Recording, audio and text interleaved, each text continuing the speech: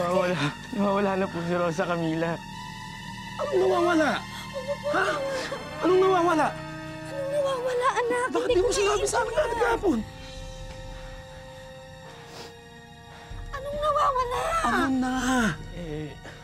Sinubukan ko po hanapin, Tita Angie, pero ayoko po kasi kayo takutin eh. Hindi ko Baka kasi po naiintindihan. tumawag mo sa akin eh. Hindi kita naiintindihan. Sinasabi ko na nga ba may masamang nangyari dito sa mga ito eh. Kailangan malaman ito ni Alicia.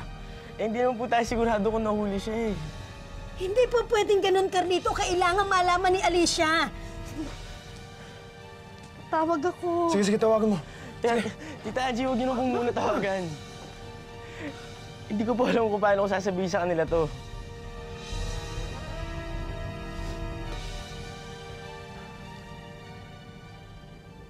Walang sumasagot sa cellphone ni Ernestina. Baka wala pong signal dun sa lugar na kung saan nandun siya. Ring lang ng ring eh. Subukan nyo na lang po ulit tawagan, ulit-ulitin nyo. Iluminada, may tumawag sa aking kaibigan nahuli daw si Ernestina.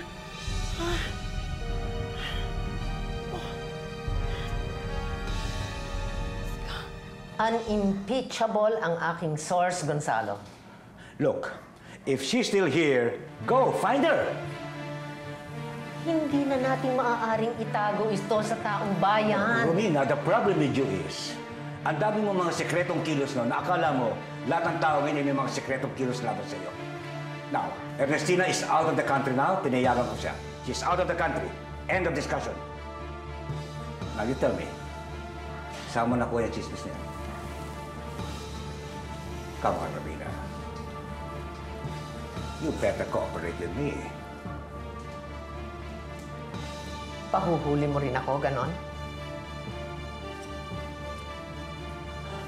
Maghintay na lang kayo. Pagdating at pag-alis ng Pope dito, you watch me. Halika na, tita, malilate na tayo. Saan ba pupunta mga yan? Sasamahan po ni Amanda si Ma'am Iluminada sa Maynila.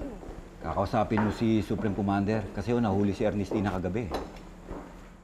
Akala ko ba tapos ang mga hulihan? Ay nako, Dad, hindi matatapos ang hulihan sa pamilya natin. Kaya dapat pumunta na muna kami ng Maynila. Pero babalik din ako dito. Paano kami rito? May magagawa ba kami? Wala eh, dahil lahat ng magagawa nasa Maynila. Amanda, Si Elaine. kapapadala lang nito ni Agent Yabes. Ay, salamat. Alam mo, salamat na rin at bumalik si Yabes sa NBI. Malaki ang natutulong niya sa pamilya natin. Kaninong blood sample yan? Blood sample to ng babaeng nasunog sa motel. At saka fake medical records. Palalabasin natin na blood sample mo to for DNA matching.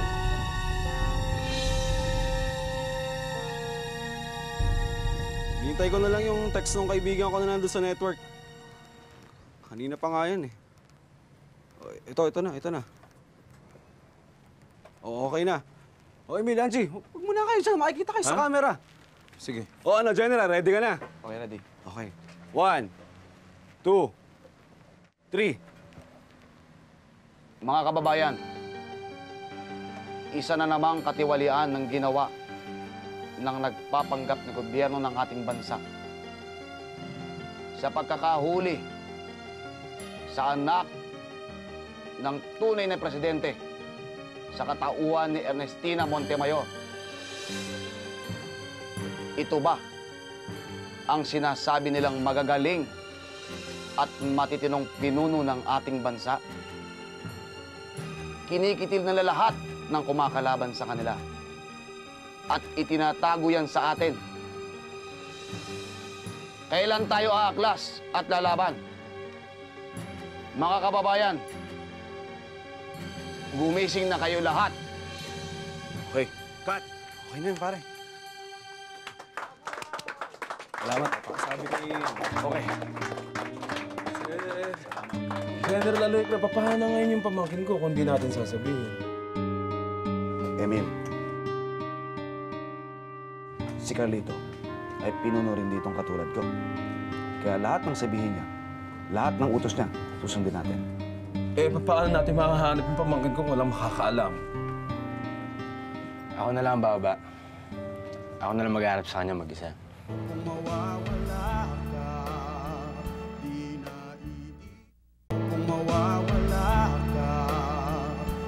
Well, nahuli na namin si Ernestina. She was sneaking back into the country. Ang paalam niya sa amin noon ay pupunta lamang siya ng States. Supreme Commander, hindi naman siguro labag sa batas yung pagbalik ng bansa. Well, hindi ko naman siya ikukulong. Eh kung ganun, pakawalan niyo na siya. After the interrogation. Nakakaawa naman si Daddy. Bawat problema, lumalala ang sakit niya. Well, remember before, sabi mo sa akin, palisin ko ang daddy mo, pumalig naman ako. Eh paano na si Ernestina, Supreme Commander? Well, marami siyang dapat sagutin. At, Lucinda,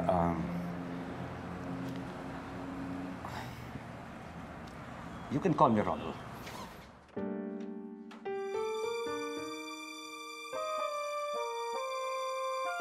Alam mo, hindi ka na dapat nagbalik pa, Ernestina. I never really believed in your puppet government, Romina Salgado. At hindi rin makakatulong sa iyo ang pagtatapang-tapangan mo. Ilan ba nakakaalam na buhay pa yung apo ninyo? Ako, hindi ako magsiskwil. Pero pag nalaman ni Mami, delikado. Madaldal yun eh. Ginagamit na ninyo ngayon ang apo ko laban sa akin. Gumawa ka ng paraan para makalabas ako dito at aalagaan ni Julius ang apo mo. Alam mo, Ernestina, ngayong nakalabas na ang tungkol sa iyo at kung saan ka naroon, I doubt kung may magagawa pa akong tulong sa iyo, Iha. Yan mismong ipinaglaban mo kay Daddy, hindi ba? Eh, duwag ka rin naman pala, Romina eh. Kinukutya mo ako. Maitanong ko sa iyo, sino ba ang nagtatago at hinuhuli at sino ang nasa labas? Alam mo ba kung nasan si Asturias? Baka magaya ka sa kanya. Mas matalino ako kay Asturias at maging kay Gonzalo. Pero mas matalino sa'yo si Daddy. May sakit si Leandro. Ako malakas pa. Hindi namin pinabayaan ang simbahan mula sa Paul. Pero bakit kayo nananahimik sa mga masasamang dinaranas namin ngayon? Iluminada, si Ernestina ang may kasalanan ng lahat. Lumalaban lang ang aking anak, Your Eminence. Kakausapin ko si General Gonzalo. Isang audience lang sa Santo Papa, hindi niyo pa ito magagawa. Si General Gonzalo ang namamahala sa lahat ng pagdating ng Santo Papa. Pero imbitado rin kami. Eh, hindi niyo ba kami may lalapit man lang sa kanya? Hindi ko may papangako yun. Mangako kayo, Your Eminence. 3 lalaki ang sunod-sunod na namatay sa pamilya namin. Tumahimik ang simbahan. Ngayon papatayin din ng aking natitirang anak, isang babae. Mananahimik pa rin kayo? Darating ang papal nuncio bukas. You can have lunch with us. Thank you. Thank you, Your Eminence. May balita na po ba kay Rosa Camila? Ayaw kitang paasahin, pero wala akong nababalitaan tungkol sa pagkakahuli kay Rosa Camila. Mas aligaga sila sa pagkakahuli kay Ernestina. Nasaan na kaya si Rosa Camila ngayon? Hindi pa rin siya sumasagot ng cell niya eh. Baka naman nalaglag ang cellphone niya. Carlito, ginagawa ko ang lahat ng paraan para makakuha ko ng impormasyon tungkol kay Rosa Camila. Mas marami nga nakakaalam na kasama kayo sumabog doon sa motel eh. Nasaan pa rin siya? Nasaan na kaya siya ngayon?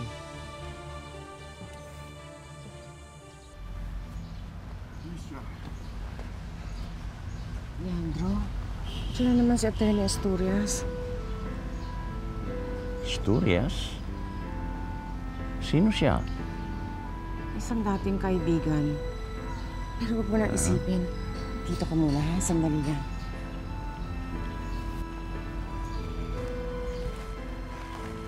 Salamat, Alicia.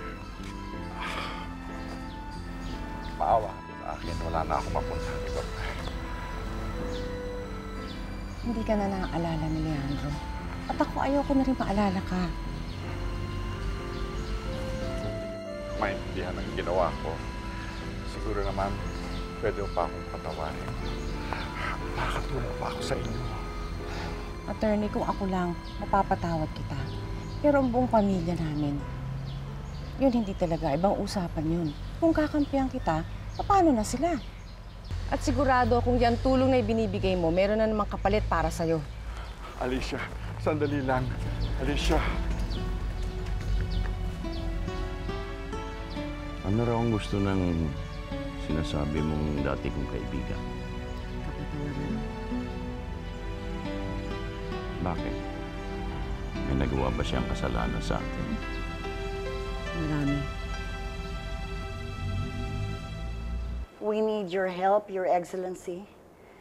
Ever since my husband's government has been toppled by these barbarians, they've killed my son, arrested my daughter, and all this time the church has been silent.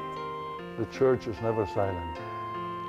As Papa Nuncio, I can say that the church has been advising the government. But they're not listening. We're being persecuted like the early Christians. Iluminada, I will ask the Supreme Commander about the status of your daughter. He will listen to me. He doesn't know how to listen, Your Excellency. He will listen to the Pope. Then the Pope should be told of the truth. Please save my daughter.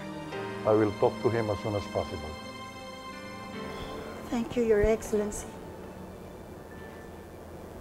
Mawawala ka, di na kung mawawala ka, di na Carlito, po. Carlito. Cesar, Cesar. Wala naman pong nababalitang nahuli si Rosa Camila eh. Eh kung wala, bakit hindi mo siya nakita? At saka, bakit hindi siya lumilitaw? Pero po, ang nakakabahala eh, hindi naman siya makakilos o makakalabas. Dahil pinaghanap din siya ng mga militar. Sabihin mo sa kanyang mga magulang, ba't di mo sabihin? Abe, kailangan malaman to ng mga magulang niya, Carlito. Dahil kung talagang nawawala siya, para makatulong sila sa paghanap.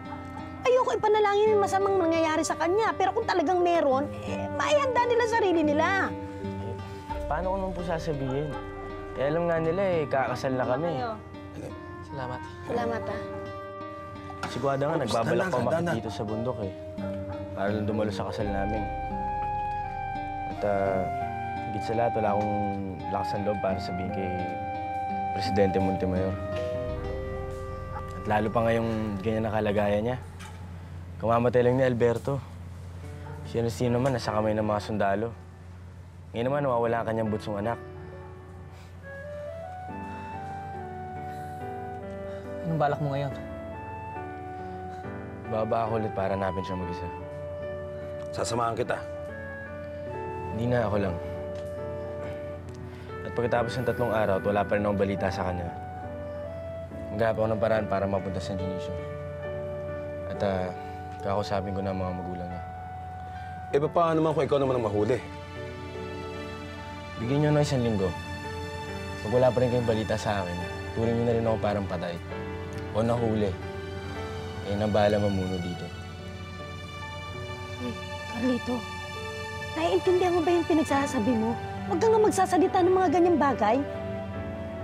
Eh, kung ang patay na nga si Rosa Camila, di para na rin naman ako namatay nun, di ba?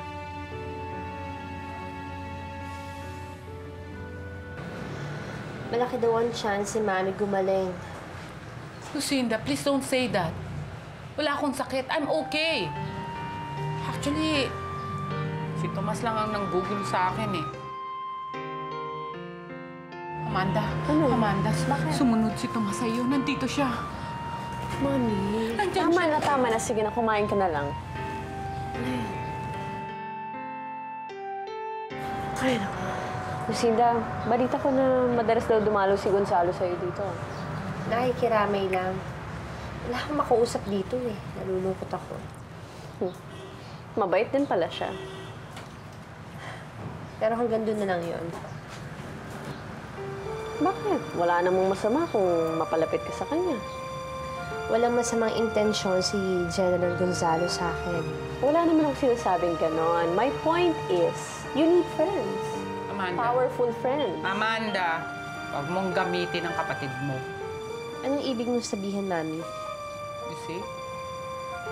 Hindi naman ko naloloka pa rito eh. Naiintindihan ko ang gustong sabihin ni Amanda. Don't mind, Mommy. Sige na, I'll keep in touch.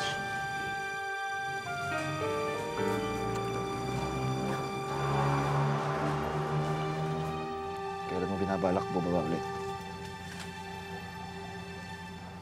Bukas.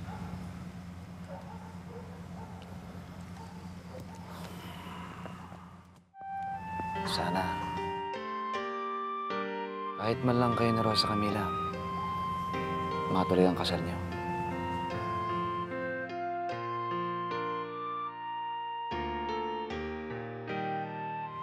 May binuha akong isang crack team na makakasama natin, ha? At yung ibang nasa loob,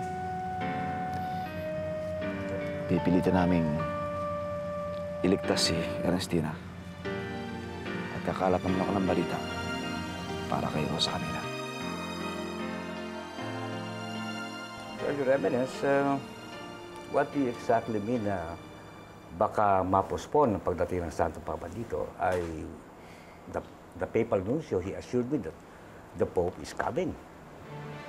General Gonzalo, there has been a change of schedules at mahina pa ang Santo Papa. Pero, kailan siya pwede? I cannot say. Hindi ko alam talaga. Your Eminence,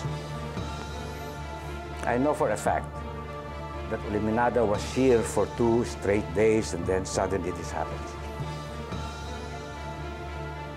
Supreme Commander, ang ibig mo sabihin ay pati ang simbahan ay tinitiktikan mo na rin. Well, let us just say that it's our business to know what's going on around. But, Your Eminence, I would like to emphasize that the visit of the Pope must push through, or else... Or else what, Romel? Well, Your Eminence, there might be hell to pay. Anyway, good day.